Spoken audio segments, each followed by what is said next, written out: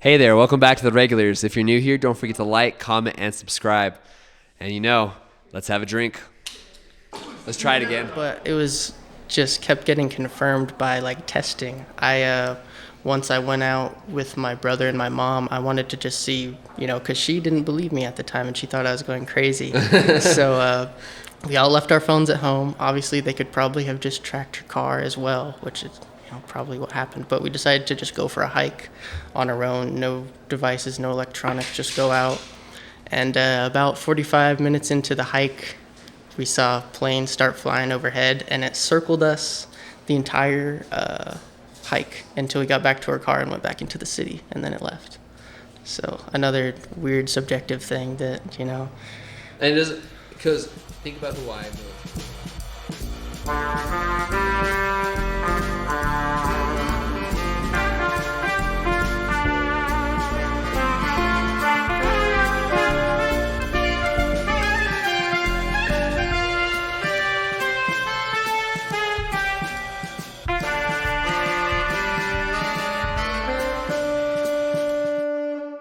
Here's your drink, sir. Let me get that for you.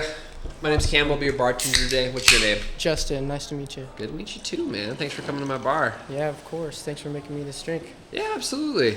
When you said gin, I apologize not having gin. It's kind of rough to get alcohol right now. We're a limited bar. No worries. I appreciate it. Yeah.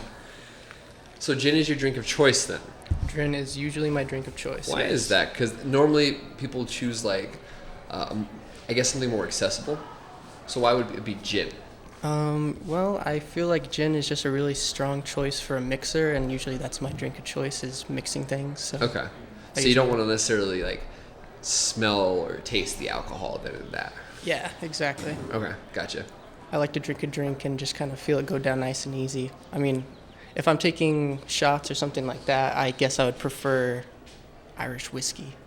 Irish whiskey? Yeah. Is there any other kind of Irish whiskey? I thought all whiskey was Irish. Oh, well, there's bourbon whiskey and there's Irish whiskey. So that's kind of more like Kentucky whiskey versus Irish whiskey. Okay, yeah. Gotcha.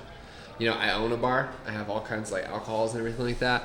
I'm not super fluent in it quite yet. I'm still learning. So. Gotcha. Yeah, I've been drinking for probably longer than I should have been, so I'm very familiar.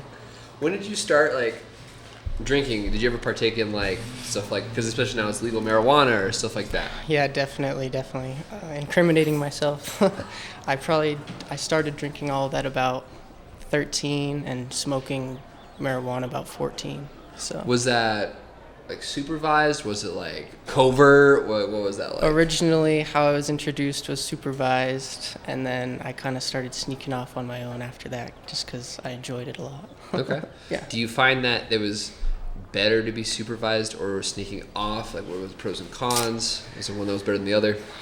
Well, I mean, when I was supervised, my supervisors were also drinking, so that probably wasn't the best supervision. If you were being supervised by somebody who was sober, I'd say it's a good way to introduce alcohol, but maybe not at that young of an age. Okay. Yeah. Because other countries, right? Let's talk about countries like Germany. Sure. Their drinking age is very low. Yeah. It's if you can sit at the bar, you can drink. Yeah, exactly. And their alcoholism rates are lower.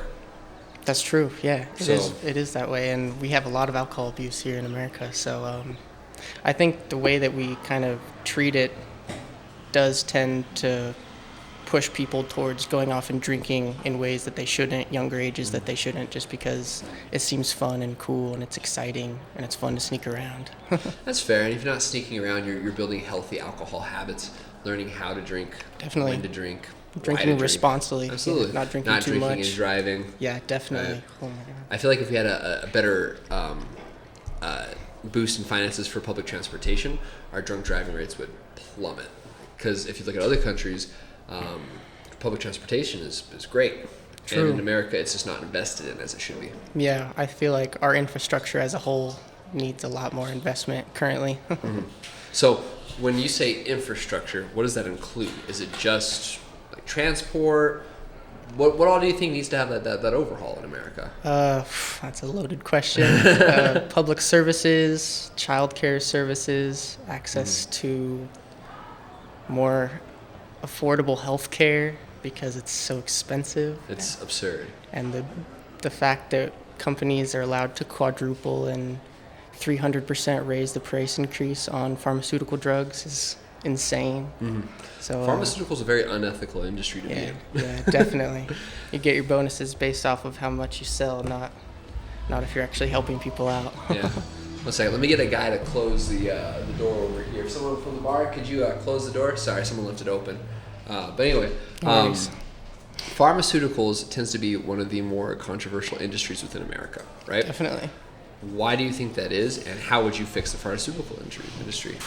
I don't know how I'd fix it, but I think the main problem is just opioid abuse for the most part. I mean, it's been spiking and spiking consistently ever since opioids came out. They came out with advertising that kind of claimed that it wasn't addictive, basically that everything that's happening now wasn't going to happen, that it wasn't a possibility. So I think finding maybe some safer drugs or just a safer way to administer them to people, less access once you're out of hospitals and things like that. I had a guest in my bar a couple weeks ago. Her name was Carrie, and she's the owner of XOXO CBD. Okay. And she was telling me that there's over 150 different cannabinoids. And Yes. those 150 cannabinoids can do different things depending on which one you're isolating within the plant that you're growing specifically, right?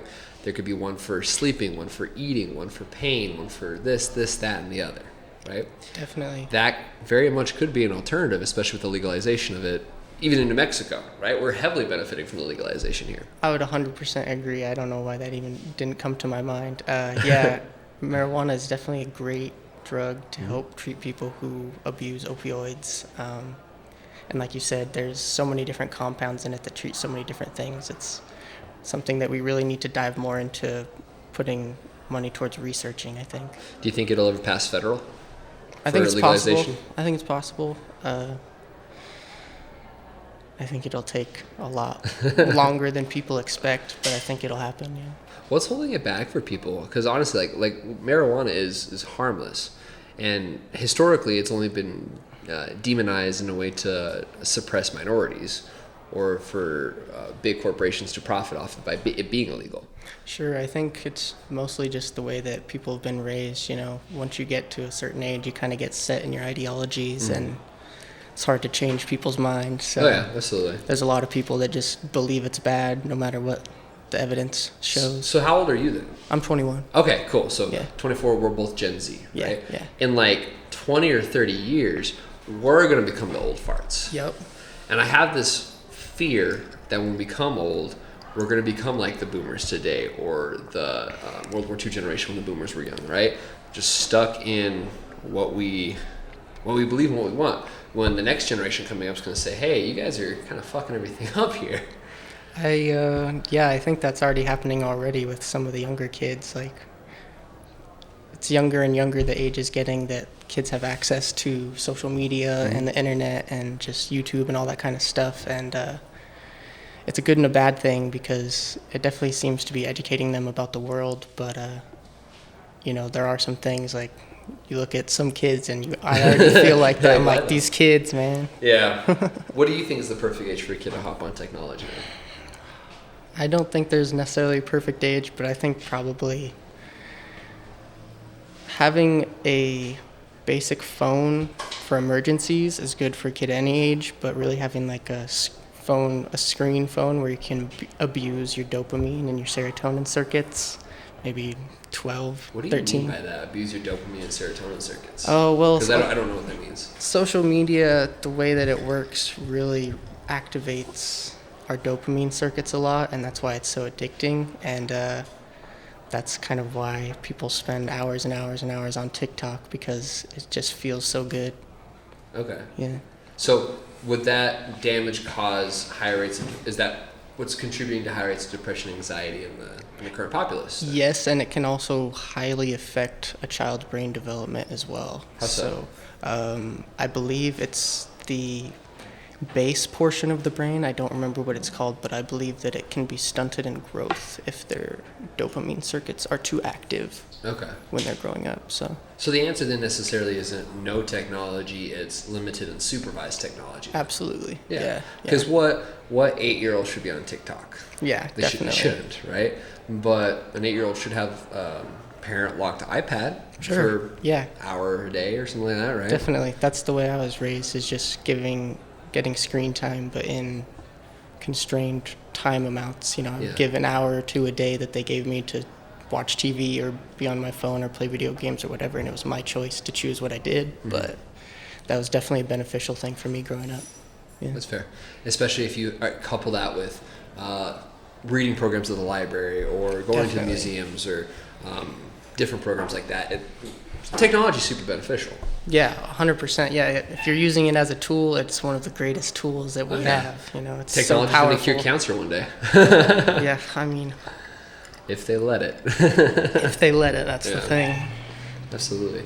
So, living in Albuquerque, have you lived in any other places besides Albuquerque? I have never lived anywhere but Albuquerque. I've stayed a lot in Texas, but never permanently, just because I have a lot of family out there. Okay. So. Do you ever travel to any other states or countries besides here? I've never been to any other country. I do plan on going out of the country later this year, but I haven't decided where yet. I'm thinking possibly the Virgin Islands or the Maldives. Ooh. Yeah. Shoot, okay. I know. Yeah, it sounds nice. So what's your bucket list for travel then?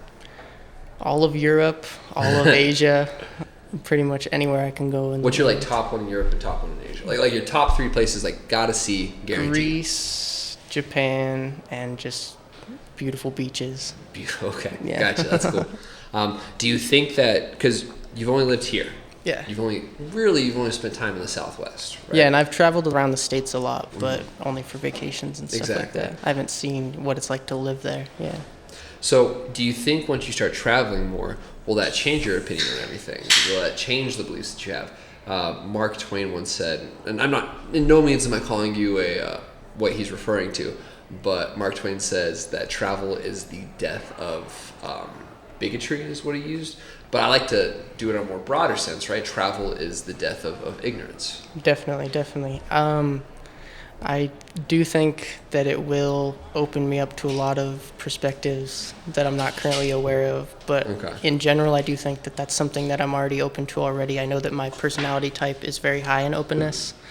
So, I'm looking forward to all the different things, all the ignorances that can be lifted from my mind when I go and travel. Because you automatically frankly, being American, you have a certain type of American-centric bias. 100%, right? 100%. I mean, in the same way that other countries will also have that German-centric bias or the Japan-centric bias. And I was also raised conservative Christian, so even narrowing that down as well. Yep. Yeah. Let's talk. So you were raised conservative Christian. What vein of Christianity was that? I don't know what vein you would say. Like evangelical, charismatic, faith preachers, healers. Faith and healers, kind of. Honestly, the church that I was at was mostly just centered around the Bible, really. So not necessarily doing anything special, but they believed in spiritual gifts and different things like that, for sure. Yeah. So you were born and raised in conservative Christendom, but you said it like you're no longer in it. No, I don't really think that the Bible is the whole story. I think that that's kind of another ignorant thing to look at. I definitely believe that there's some type of higher power or maybe consciousness that's operating outside of our understanding, but I don't think that it's constrained to what is in the Bible. It's kind of that God is very human. He has a lot of faults, it seems. Yeah, it's called The Problem with Evil. I don't remember which philosopher came up with it, but the problem with evil is that in the Bible it states that God is all-powerful, all-knowing, and all-loving.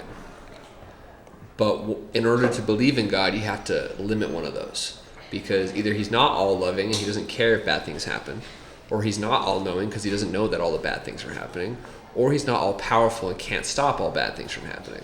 Right. And that's the problem with evil. Or he's not that God necessarily. Yeah, or he's just not God. Yeah, exactly. In the way that they describe it, at least. But within biblical text, if God ceases to be God if he doesn't follow, isn't God, right? Sure, so definitely. What was it like growing up in conservative Christianity? Because I have a similar background too, but what was it like for you being in that? Sheltered, I feel like. I also was raised homeschooled as well, and my homeschool was based around my church. So I grew up with a lot of the same kids from my church, and very sheltered. I went to 8th grade public school because my parents got divorced that year, and it was very eye-opening, I feel like, to just see like all of the people that I knew in church were very judgmental and like about other people's sin, and most people are just trying to be people and exist and like have a good time and be your friend, you know. And it was a big change to learn like secular people aren't really like living in sin as much as a Christian would think, you know. It's more the opposite. So it's often stated that Christians, the friendship you develop within a conservative Christian faith are superficial. It's considered to be like friendship with attachments, right? I'll be your friend if you're coming to church and if I see you there, but if you apostate, if you go away, it gets a little bit hectic, right? Yeah. Hopefully not, and there's some Christians who are great, right? Did you feel that to be a thing as you were starting to step away from that church? 100%, and I'd say the only people that I'm truly still connected with from those times have also kind of walked away from church in a real big way as well. So that's fair. It feels like it's almost like a club, and if you're not in it, you can't hang out. Right? Yeah. Yeah, absolutely. Super backwards to what they tend to preach. So what was it like going through conservative Christian learning, right? I assume you didn't learn about evolution. No. I assume you didn't have comprehensive sex education. What was that like? Yeah, sex education, I feel like that was fine. That wasn't really... Okay, good. That makes me really happy. Yeah, me too, honestly. But yeah, definitely was like things like evolution and most modern science are kind of pushed to the side to a large degree, which was weird to unlearn as I got older. You know, I feel like that all of the things that I was raised with still affect the way I make decisions to this day, even just subconsciously, in ways that, you know, I'm trying to unlearn and change. It's very similar to, not to call Christianity a cult, but it's very similar to cult programming in the sense that if you are indoctrinated into something, it's hard to shake. Definitely. Extraordinarily hard to shake. Definitely. And I mean, I don't mean to just bash on Christianity and the Bible. I feel like the Bible is a good book on morality, but I think people should stop taking it literally. You know? Like, if you were to present to me the Bible in a fairy tale situation where I'm supposed to draw morals from the story, and frankly, Jesus was a cool dude. Yeah. As an atheist, right? Jesus was a badass. He was helping people out. He was making food out of nothing. Yeah, he's making food. He's feeding the poor. He's clothing the naked. He's healing the sick. Yeah. Cool dude. The government hated him so much he killed him. He was a martyr, right? Outside of that, it's not literal. Yeah. The Old Testament is thousands and thousands and thousands of years old, and the Israelites had a tradition where they were never supposed to write it down. It was campfire stories. Yep. So they didn't even write it down until thousands and thousands of years later. So where's the validity in those stories? Right. You play telephone and 20 people, the message is lost. You know. Oh, yeah. How do you know how much the story changed from the original stories versus what's written down in a King James Bible, for instance? Good old King James. Yeah, right? That's the one I grew up on reading. Yeah. I kind of like it, actually. I guess that's my programming, right? I really like that old English sound. I do, too. It sounds nice. But then all of the books that they just decided, these were the Bible, but now they're not, you know? Like, I think one of the most important books that we found within the Apocrypha and the Dead Sea Scrolls would be the second book of the Maccabees. Yeah. Because that covers the space between the Old Testament and the New Testament. That's interesting. And it's, like, relatively historically accurate. And it's pretty important. And no one knows it. No one reads it. I've yet to read that. Yeah, I need to get on that one. I've read the Book of Enoch, and that one's pretty interesting too. That one's crazy. And then there's this one. It's the Book of something and the Dragon or something. It's like a little bit of fairy tale. It feels like a storybook. Huh. There's so many. There's so many. And when you look at the Bible and you look at other Abrahamic sects like the Quran or Hebrew have their own little they call it, what is it, I forgot what it's called, the Abrahamic Bible, basically. It's all the same. Yeah, essentially. Yeah, it all kind of preaches the same message. It's all Abrahamic in nature. So, yeah. What were some good things about being in that conservative culture, though? Because they can't all be bad. Yeah, definitely being raised to love people, I think. Not judging people. A lot of the morals, really. And then from the conservative side, I guess a lot of the things that I am just starting to realize that I appreciated being raised in that way was like basic habits like chores and taking care of the house and taking care of bills and, you know, building a life for yourself. I'm very entrepreneurial, so I don't want to be working for somebody else's company forever. I want to build my own financial income. So That's fair. I think there's a healthy way to be hustling, a healthy way to have a work ethic and everything like that. I do think sometimes that the hustle culture that is associated with people who are involved in conservative, and I keep saying conservative Christians, but conservative religion in general, can be relatively toxic. Like, if you ever gone to like a sales culture or like door-to-door culture, yeah, it's rough. Yeah, no, I would agree. My dad, he definitely overworked himself. He's passed now, but that was something that he always struggled with, was taking time to kind of just enjoy life and not be focused on all that type of stuff and making more money, and making sure that for him it was taking care of his family, you know, making sure that everybody is comfortable and whatnot. But you can definitely see where it affected him, like actually getting to enjoy spending time with his family, because he was trying to support us or make us have the best life that he wanted us to have. So it's definitely a give and take. Yeah, absolutely. I think that you need to have that balance between work life and then it's not even lazy, it's just rest. Yeah, it's certainly, rest. certainly. Even in the Bible, you got a whole day of rest, right? Yeah. Last year I think I read the book The 7 Habits of Highly Effective People, and one of the things that I really took from that is that, you know, when you're figuring out who you are, you need to separate your life into different portions. So like your personal life, your family life, your relationships, and then your professional life, your hobbies, your interests. You need to have different areas, and you need to be willing to put time into each of them, so you can have like a more full life. Was that book written by John By the Way? Is that who wrote that? No, man, I don't remember his name. Okay. Yeah. Because a guy named John By the Way wrote a very similar book. It was called Seven Habits of Highly Effective Teens. Oh, it might have been the same guy then. Yeah. Might have been the same guy. Or it might have been his son, possibly. Somebody, because John By the Way is a huge Mormon influence. Really? Yeah. He's huge into Mormonism. He's an author. Yeah. So. Gotcha. I That does sound like it could be his son, possibly, of the guy that. Yeah. And there's truth in it. Like, it's there's good things to pull from it, and exactly. You don't want to. They call it, don't throw the baby out with the bathwater. Yeah, right. Certainly. There's some of it you can snag, but then definitely tip out the water. Definitely. Yeah, that's how I like to look at everything. You know, is find what's useful in it, and then take out the things that don't apply to you or that don't fit in with what you believe or what you have come to find about the world, your personal perspective. So what you're describing here is truth, right? There is undeniable truth. Do you think there's a space for personal truth? There has to be, because we're all subjective. Okay.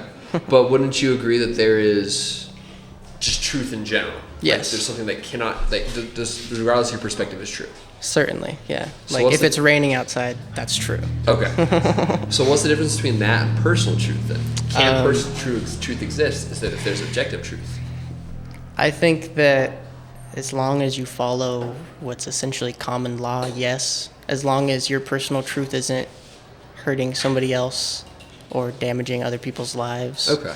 Then yes, you can have a personal truth that's different than the way somebody else looks at the world, as long as you guys are able to cooperate and like live in a high frequency of love, essentially. Okay. Yeah. So with that being said then, if a personal truth does infringe on other people's, or it's damaging to others, or it's causing suffering or something like that, people would still claim that to be personal truth, and you're saying that wouldn't be.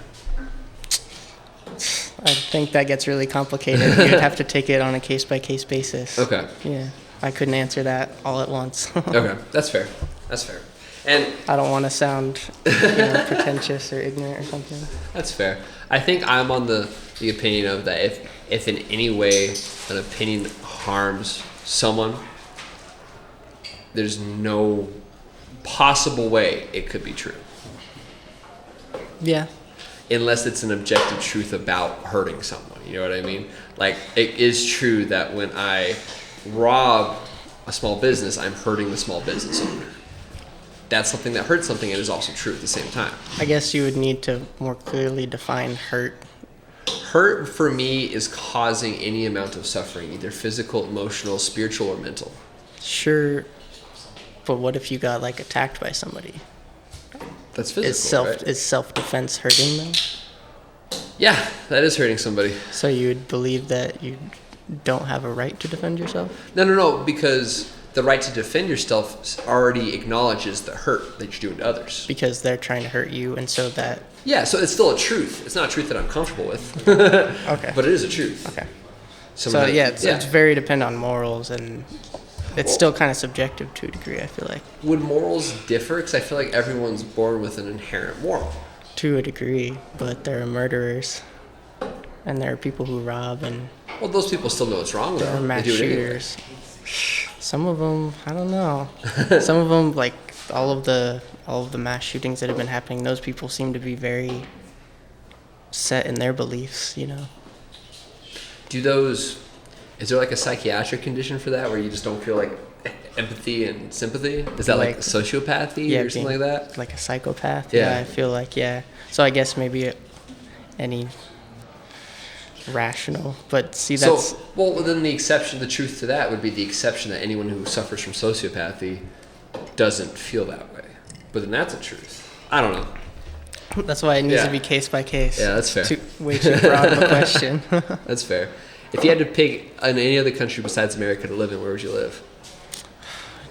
To start, man, I would live somewhere where I could live like in a beachy jungle. I don't know where that would be, but...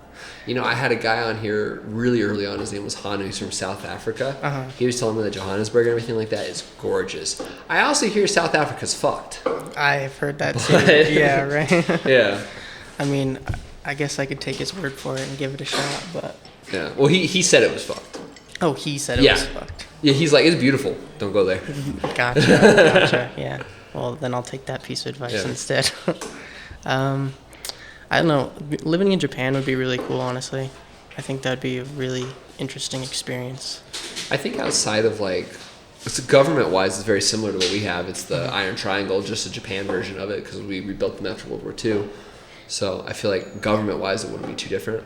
Yeah. Culture would be an interesting culture shock. Definitely. And language would be difficult, but... Yeah, and I mean, I'm definitely interested in learning other languages as well. So if I was planning on moving to another country, I think I would commit myself to at least learning the basics before I go there, you know. Do you know any languages already? No. No. So this is I'm slacking on that. The school you have set up to work on. Wait, what's that? So this is just a goal you set up to work on, just to learn a different language. Definitely. Yeah. Do you want to live abroad, or you just want to travel abroad? For now, I just want to travel abroad. If I end up really enjoying it, that's probably when I'd make a decision to move somewhere. But I want to go and see places before I decide to move there from a picture, you know? That's right. You have to make an informed decision. Yeah, definitely. Because what if you move to Japan, but turns out you like Portugal that much more? Sure. And I mean, I guess I could do extended stays, like go rent a place for a month, and that would be better than a vacation, because you'd get to experience more of the daily life and the culture and all of that. I've kind of always wanted to do that, just pick up like an Airbnb in a city for a month and have like a stay-at-home job. Definitely, yeah. Sounds awesome. That's why I want to invest in a bunch of Airbnbs. So your plan is to become a property mogul. Mogul? That's what it's called, property mogul. Slightly, yeah. It's. I'm working towards it. I bought my first property last year. This is just my primary residence, but I do have roommates that I'm renting out to, so I'm making money from it. It's nice. It's going to take me a while before I can save up for like a more expensive place in a nice location. You're also 21. Yeah, I'm on the way. You bought your first house at age 20, dude. I did, yeah. That's good. That's impressive. Thank you. Was it difficult to do that? What did it take to get you? Because, I mean, a common complaint from our generation, me included, I complain about this a lot, is the fact that it was easier to buy a house in the Great Depression than it is now. Sure. So what are the steps you took? Because it's evidently possible. What are the steps that you took to make that happen? That's a great question. First, building up your credit. So I just bought a secured credit card and then basically just followed general advice. Don't spend more than 10% of your total limit. So my limit was, when I first got it, $600. So I could only spend $60 a month, pay it off every month. Do that for a year and your credit will go up a lot. Yeah. And then after that, in New Mexico, we're really blessed to have the first-time homebuyers loan that we have, because you can do a minimum of $500 down. And so me and my partner co-signed together, and we put down, I want to say maybe $1,000 on the property. For a house? Yeah, and then we also had closing costs as well. But yeah, for the house. So Wow. we had to take out mortgage insurance, which made our mortgage a little bit higher. But once we get to an equity of 20%, then that will get taken off. So Okay. So it's essentially, from what I gather, and I have a friend going through this currently with their house, but essentially it requires a minimal down, and then you essentially get, with that mortgage insurance, it's like almost like a loan for the money down you would have put on. yeah, Essentially. Yeah. And you are also, we also did take out, with the first time home buyers loan, you take out a second mortgage as well. You can take out up to $8,000 for your down payment. So we put in $1,000 down, but we put in the $8,000 as well from the second mortgage. So we're paying that off, but we're paying it off a lot faster than it's supposed to be because the interest rate is a lot higher on that. I believe it. Yeah. I believe it. That interest rate's probably going to be insane because it's a second mortgage. Yeah, it was, I think, 5.75% on that one. So Yikes. it's That's only really high. it's only 8,000, so we're just trying to get it down as quick as we can. Yeah, 8,000 is cheaper than cars, honestly. Yeah, right. But I mean, with that interest, if we waited the whole time, we'd end up paying like, I think, double the amount just in interest, like Yeah. 16 grand. So Would that loan last the life of the loan for the house? if we didn't pay it off quicker, yeah. Quicker. Okay. So they make it really doable. It's only $40 a month if we were paying it off for the 30 years. So it Yeah. doesn't add much to your bill, but yeah, I don't want to be paying that interest rate. I was going to say 40 a month for 30 years adds up. Yeah, it adds way up, definitely. Yeah. So with buying this house then, you've entered in this position where you are a home owner, right? Yeah. What are the perks to being the homeowner then? Equity, the fact that I can rent it, and the Because fact that you got to keep up with it. yeah, definitely, that's a big con. It's a bummer. That's something that you definitely have to factor in, like if you're buying rentals or Airbnbs and stuff like that, you have to plan for that before you buy a property to make sure that you can actually afford it with expecting things to break, you know. Yeah. So that's a big factor, but I'm making money and putting it away for that kind of stuff. Right now I have to replace my swamp cooler actually, which sucks. Oh, Yeah. it's so hot right now too. I know. It works, but you're only getting about 60% of the air from it Okay. into the house. So Are you going to go back into doing swamp cooler or are you just going to get a refrigerated air? I haven't decided yet. I would do refrigerated air. It's really nice. It's really expensive. Depends on if I go to the Virgin Islands or the Maldives, because the Maldives is a lot more expensive. Yeah. So you're like, Virgin Islands will get refrigerated air. Maldives, sticking with the swamp cooler. Yep. Just swap it out with another swamp cooler. It was really a bummer. When we bought the house, the inspector didn't point out that whoever replaced the swamp cooler did a terrible job with the ducting. So one panel of the ducting is not secured, and so a bunch of the air is just blowing out of it. Oh, so you're just like, That's why we don't get all of the air from it, yeah. So that's it's not even the crap. swamp cooler itself, but it's Yeah. just the duct work, and that's going to be expensive to replace. is that more expensive than the swamp cooler? Or? No, but we'd have to replace the base of it because it's not on legs. It's on one of those like metal Yeah. grates. I don't know what they're called. So we'd have to pick it up, and then they'd have to rent a crane for that.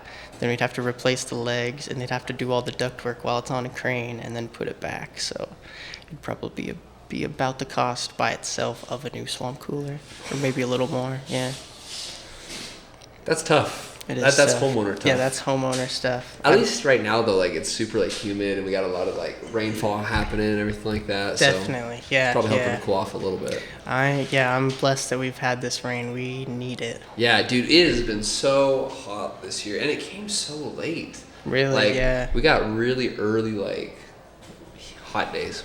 Yeah, it's a new precedent. This year we've actually, I think, had now the longest drought that we've ever had before all this monsoon started. And I was gonna say the entire state was on fire. yeah, The it San was Diego caught on fire. the Rio Grande, The Bosque. all the Bosque right there Marco caught on Ronchetti fire. started that fire. Oh, really? Did you see? It was a meme. It was a slander Oh. piece because Marco Ronchetti's a Trumper, And so everyone was throwing around, Mark Ranchetti started the Bosque fire. That's funny. Yeah, no. I liked it. It was pretty funny. I live right over there. That fire was pretty crazy. Yeah? So you live up in like North Valley area? Yeah, I Nice. do. Yeah, it was right behind that PetSmart on Corsa Montano, and it was huge. I think 30 plus acres burned in that fire. So That's insane.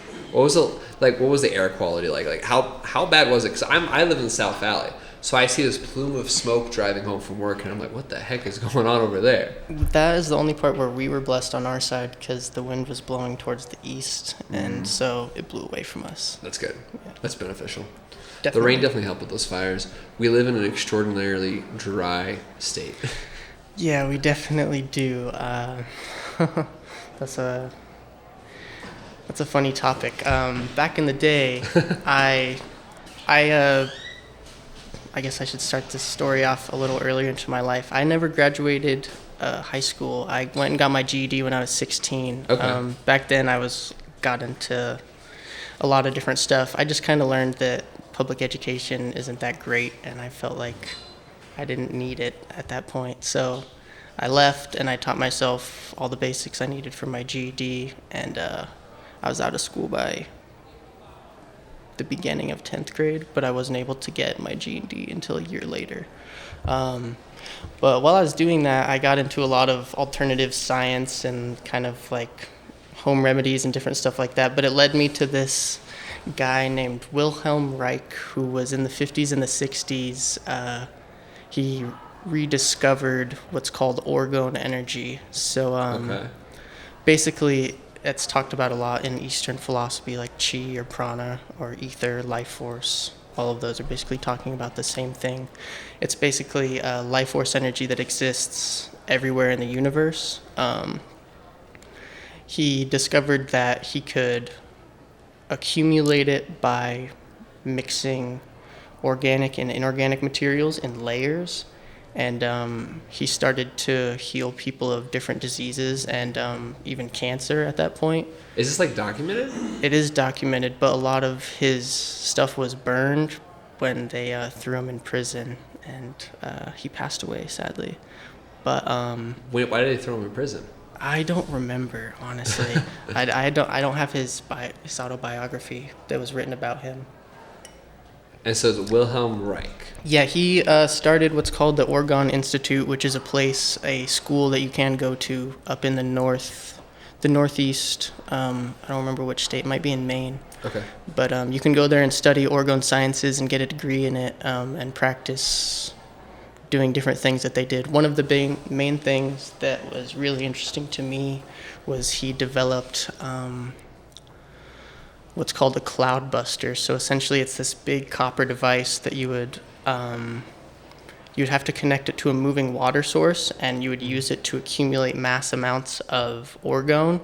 And he learned that he could affect the weather by doing this. So orgone has two properties to it. It has an expansive and a contractive property. On a sunny day, blue sky, no clouds in the sky, it's very expanded away from the atmosphere of the Earth. And so clouds, the water pressure, all the water vapor isn't allowed to build up. Well, Okay. it's not. It is allowed, Yeah. but there's too much space for it to accumulate together. And on a rainy day, it's real pulled towards the atmosphere. And so he learned that if he could create different pockets of it being expanded and contracted in the sky, that he could start developing rain clouds and make it rain.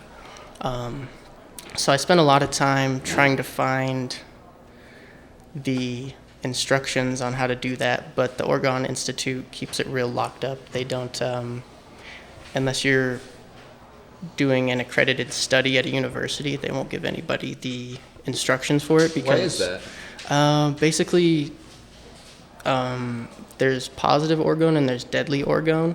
The reason why it's connected to a water source is because it attracts a lot of deadly orgone, but that's washed away in the water. Moving water attracts a lot of positive orgone. If you touch it while they're using it, like barehanded, grab the copper pipes, it has produced orgone sickness in people before that they documented. It was just cases of like extreme sickness. It was like flu. It was almost like having COVID now, honestly. It was a COVID case. And some of those people got really close to dying, actually. So they figured out that, you know, they need to be a lot more careful with access.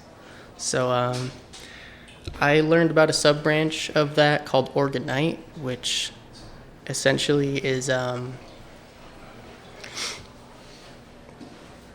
it's kind of a mixture of that and I guess metaphysical ideas. You still layer organic and inorganic materials together. You use resin and different metals, but you can also put crystals in there as well. Okay. And so the main crystal that you'd put in there is quartz, because when the resin cures around it, it activates its piezoelectricity properties, which basically just polarizes the crystal and it has an electric charge. So psychics and different things like that, you know, we're getting into weird territory, but Okay. they believe that it basically just accumulates deadly orgone and then transmutes it into positive orgone. So this sounds more like mysticism as opposed to science. Orgonite, yes. Okay. Orgone itself, no. Okay, Orgone, no, Orgonite, yes. Yes, definitely. Orgone has been developed to the point where it's at a lot just from, like I said, psychics and energy sensitive type people testing it and using it. The guy who invented it, his name is Don Croft. He has a lot of stories which you can, you know, take with a grain of salt, but he did a lot of work at secret like DUMBs, deep underground military bases, just Yeah. planting orgonite close to them, and he had a lot of issues with them, like infringing on his property and kind of threatening him and destroying all of his orgonite and stuff for no reason. So Well, why would the government care at all about Orgonite or Orgone? I don't know. That's a great question. Honestly, I would love to talk to Don Croft about it because he's a super interesting guy. He has a lot of videos on YouTube, but Okay. he's another kind of mystic guy. That's another thing you should take with a grain of salt. But I did experiment with that for a while, and it had interesting effects here. I sadly didn't. I was 15 and 16. I should have documented everything better, but I did affect the weather to a degree that subjectively I was able to notice. And mostly with orgonite, I was only able to make expansive properties. So I could only really make the sky blue and not accumulate clouds. Okay. But it was a really interesting process. And if you ever gave it a go, it's mind-blowing to see. You can use a piece of orgonite and kind of just project really high-frequency thoughts into the sky. And you can, if you do it for a few minutes with your eyes closed, when you open your eyes, there'll just be a circle of blank sky right there. What type of thoughts are you... Hold on. So you're projecting thoughts into the sky. Yeah, so you're basically... What I've come to understand is we kind of are accumulators of orgone. It's really attracted to itself, moving water, and just all organic life. And so I kind of think that it's basically just increasing the power of your intent. Okay. So that's your kind intent of is for clear skies, you get clear skies then. exactly, essentially. yeah. So why doesn't someone come out here in the drought and go, rain, right? Good question. There are people who have done that, but just not here. There's a guy who is working to bring a lot of rain out in Africa. Their name is Organize Africa. You can go look them up online.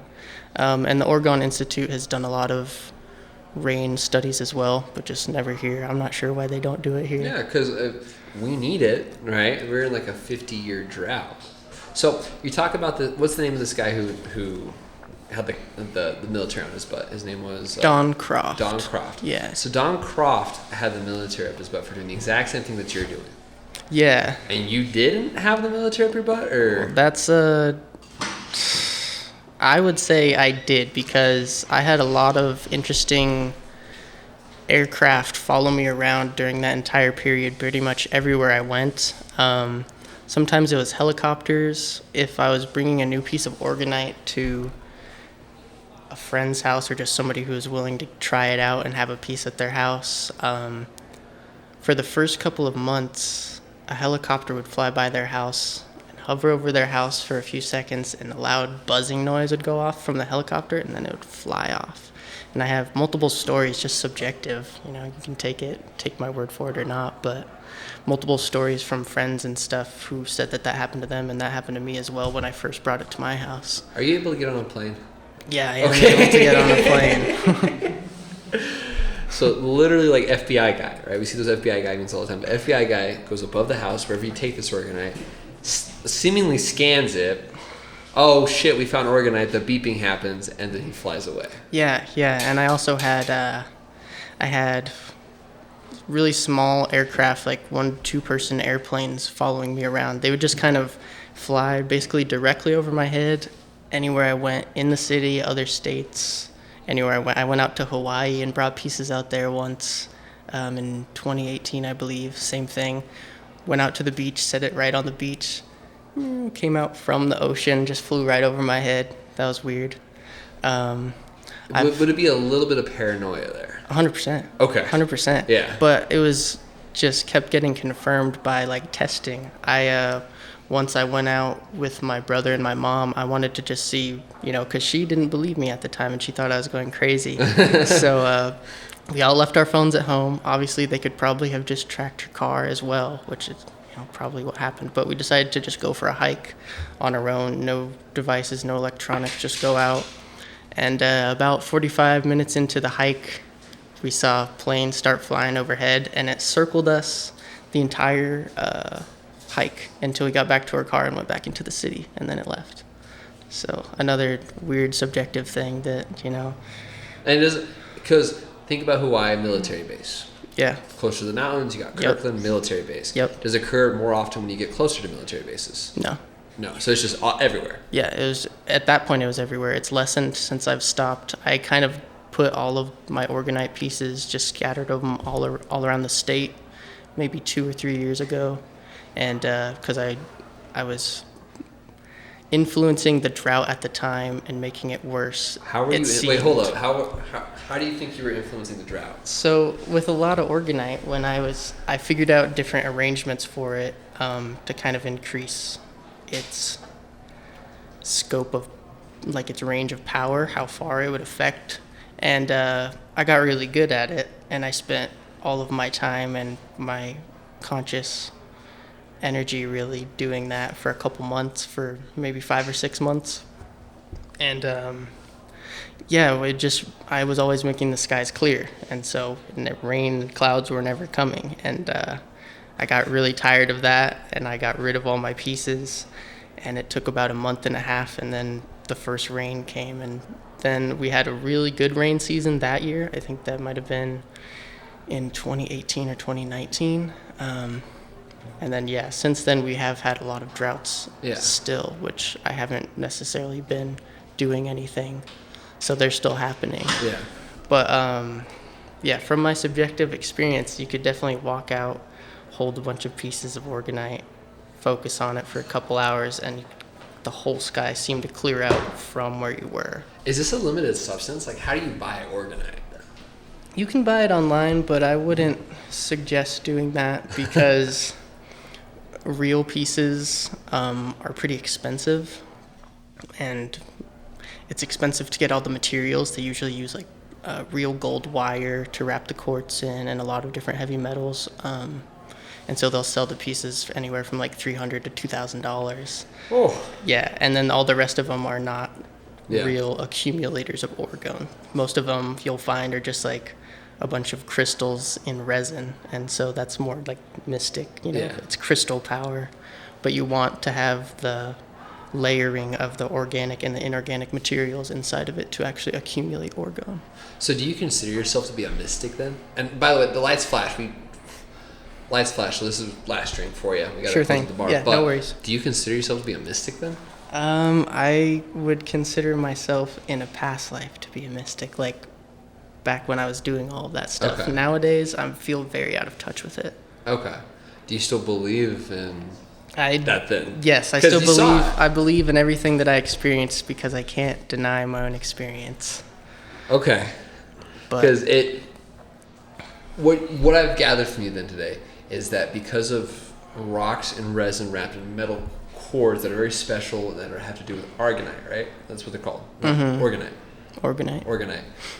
That's what caused the beginning of 2018, 2017 to be such a dry year. You caused that drought in New Mexico, or at least a factor in it. If any scientists watch me, they're going to attack me for saying it, but I'd say I directly influenced it, but not caused it yet. Oh yeah, directly influenced, because we've been in a drought since the 70s. Yeah, we're in a dry place. You just made it drier. I just made it drier for a little bit, exactly. Yeah, definitely. So why is it, like, you were able to get on a plane and take it with you to Hawaii?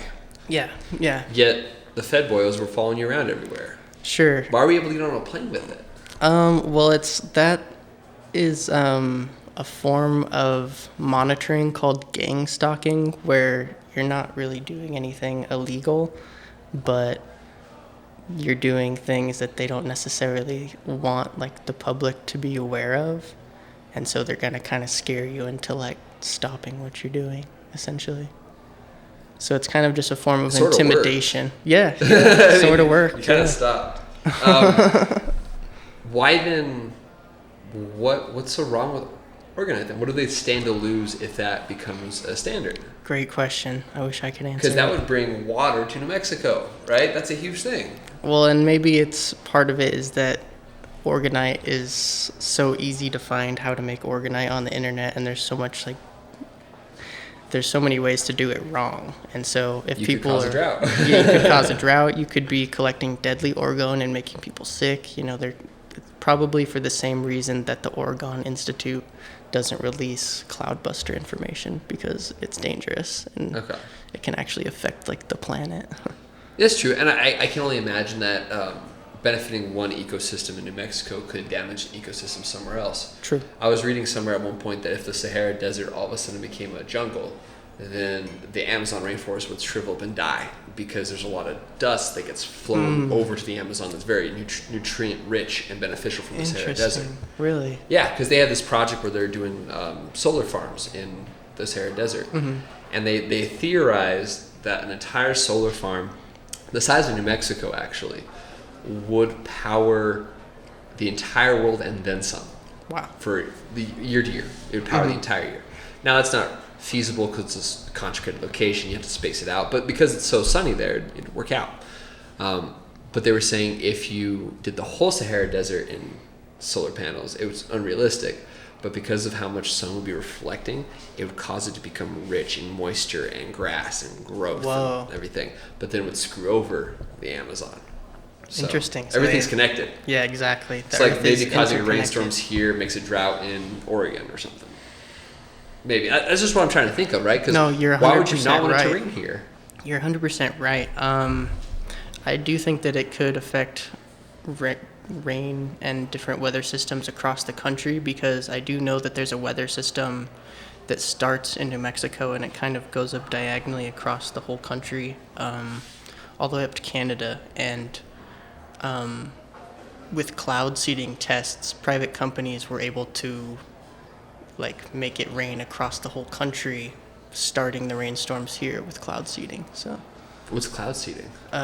That's essentially what everybody calls chemtrails, and that's, you know, a large conspiracy. All of that's kind of unconfirmed, but what's not unconfirmed, what's confirmed is the cloud seeding aspect. We've been doing that since the Vietnam War. Our government did a lot of cloud seeding to make it rain out in Vietnam while they were fighting. But yeah, it's basically just a way to basically just plant clouds into the sky to make it rain. They can cause condensation based like upon man-made weather storms. Yeah. So why wouldn't you use Orgonite to like stop a hurricane? Because millions of people will die from hurricane in a year. I think because of the way it's been taken by conspiracy theorists and people like that, and just the amount of like mysticism that surrounds it, you know. But I think maybe I haven't been paying attention to the Orgone Institute in years, but I'm sure that's a question they've asked out there, because they're not at the Orgone Institute. They don't really promote Orgonite. One of their top MDs, James DeMayo, he has a book called the Orgone Accumulator Handbook. It's a really interesting read. But he specifically in the back of it talks about, there's this new thing coming out right now called Orgonite, and basically it's a scam. Don't use it. Don't get it. And it's because, if you don't actually understand the science, you're just making a bunch of crystals and resin, and it looks pretty. Yeah, it's essentially just an aesthetic at that point, or Yeah. it's dangerous. Or it's dangerous. Exactly. Yeah. So if you were to go back and do it again, would you do it again? Like, would you do the Orgone I experiment? would do it again, but document it. Yeah. Document it, that way you I can would use it like a document study. it. 100%. Yeah. Yeah, that's fair. That's going to be closing up for me today. Cool. But I Awesome. appreciate you coming in, Justin. Yeah, That's thank crazy. you for the drink. Talking about Orgone, that's insane. So, Yeah, I appreciate you listening. Most people aren't willing to talk about that. that's interesting. So, awesome.